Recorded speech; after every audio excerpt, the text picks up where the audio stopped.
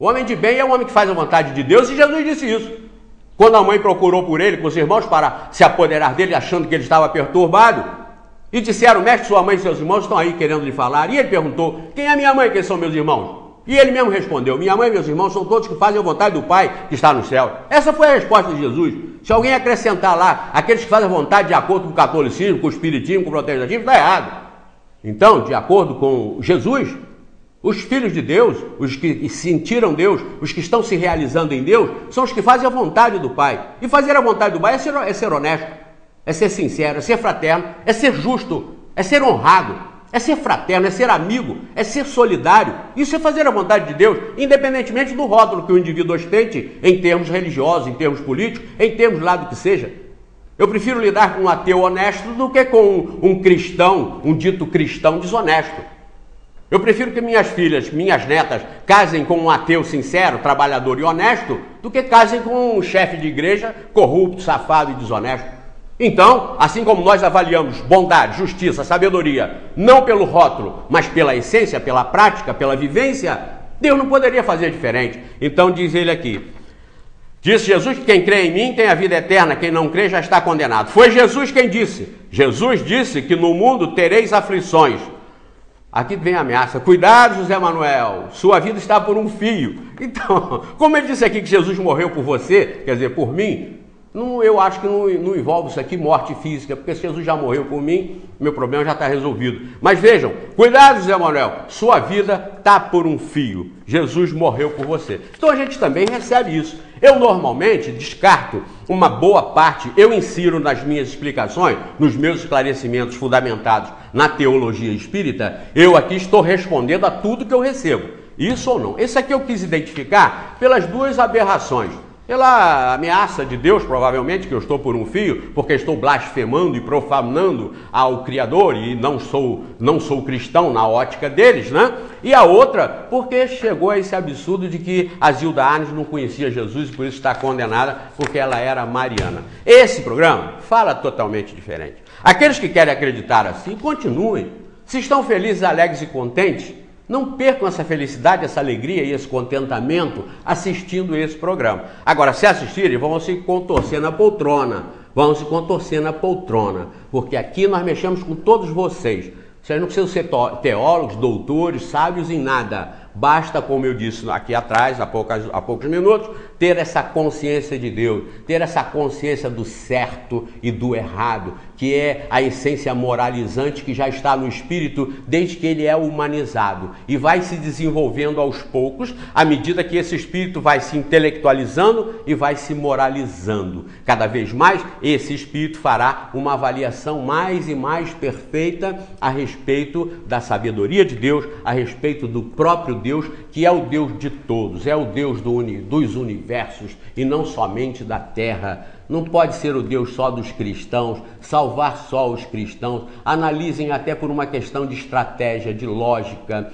O planeta tem 6 bilhões e 700 milhões de habitantes. Desses 6 bilhões e 700 milhões, só 2 bilhões compõem o mundo cristão. 2 bilhões. Se você diminuir 6 e 700 de 2, vão dar 4 bilhões e 700 milhões de almas neste mundo, que estariam perdidas pelo simples fato de não serem cristãs, de não aceitarem Jesus como Salvador.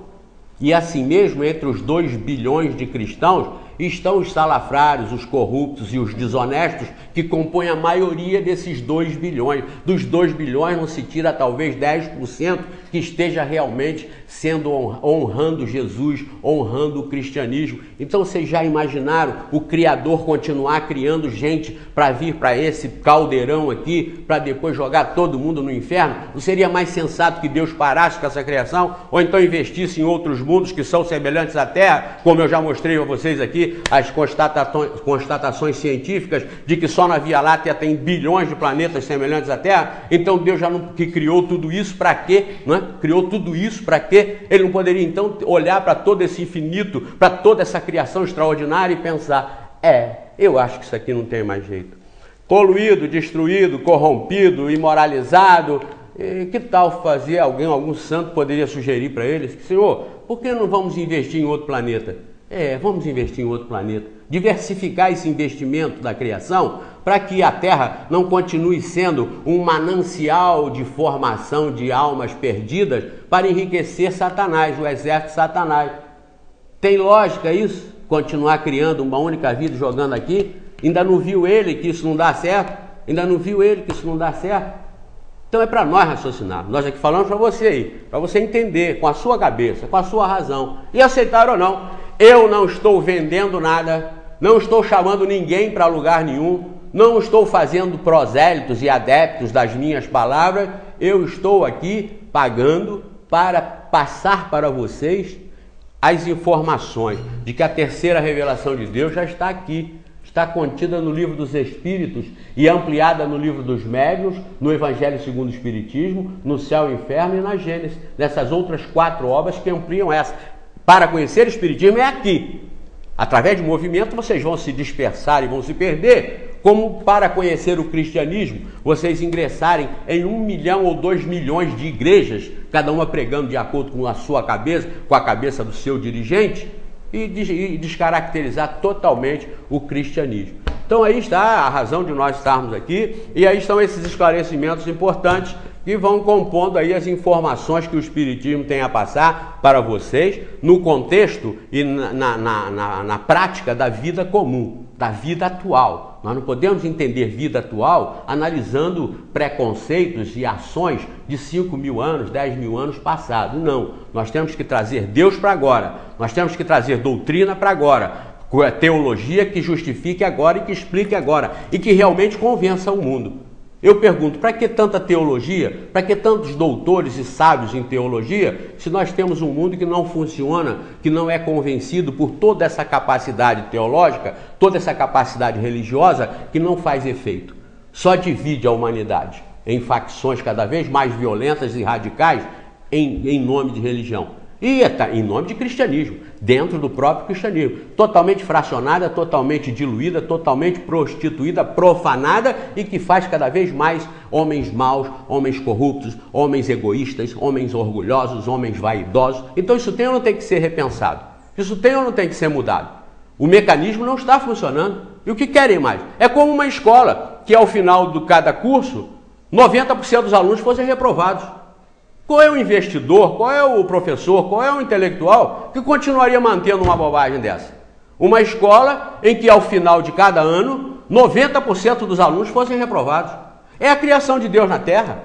Eu estou até exagerando nos 10% de salvo aí, dizendo que 90% estão se perdendo. Eu estou até exagerando. Mas qual a escola no mundo que continuaria mantendo um sistema de educação em que não funcionasse em 90%? Nenhuma.